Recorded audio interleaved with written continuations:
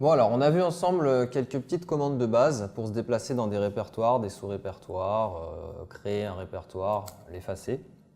Maintenant, on va revenir un peu plus en détail sur qu'est-ce que le file system, à quoi ça correspond. Et maintenant que vous avez vos petites commandes pour pouvoir vous déplacer dedans, ce sera peut-être plus simple pour que vous compreniez bien. Donc un file system, c'est l'organisation de nos fichiers sur notre disque dur, globalement. Il est représenté par un slash, donc c'est la racine, la base de notre file system. À partir de là, vous avez des répertoires. Ces répertoires eux-mêmes, vous pouvez les imaginer comme une boîte dans laquelle vous pouvez mettre d'autres boîtes qui sont eux aussi des sous-répertoires. Dans ces boîtes, vous pouvez mettre des objets qui seront vos fichiers et ainsi de suite. Donc vous pouvez avoir un répertoire, plein de sous-répertoires, dans chaque sous-répertoire des fichiers, etc. etc. Il faut voir ça un peu comme un arbre, et d'ailleurs on parle d'arborescence de fichiers et du file system. Donc comme je vous l'ai dit, votre file system, il s'appelle slash.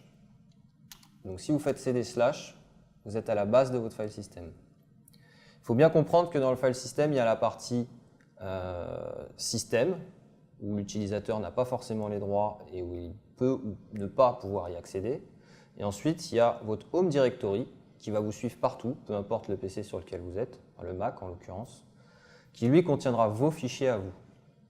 Donc quand vous êtes sur slash, si vous faites un ls-là, comme on l'a vu tout à l'heure, vous voyez plein de fichiers.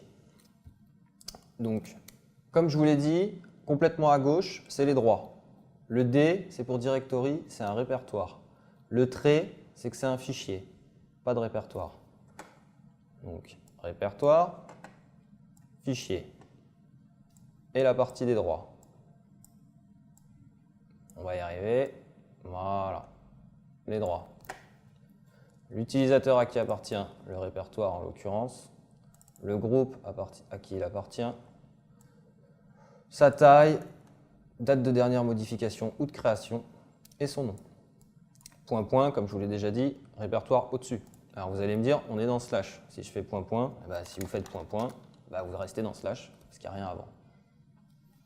Si vous faites cd tout court, vous allez dans votre home directory à vous.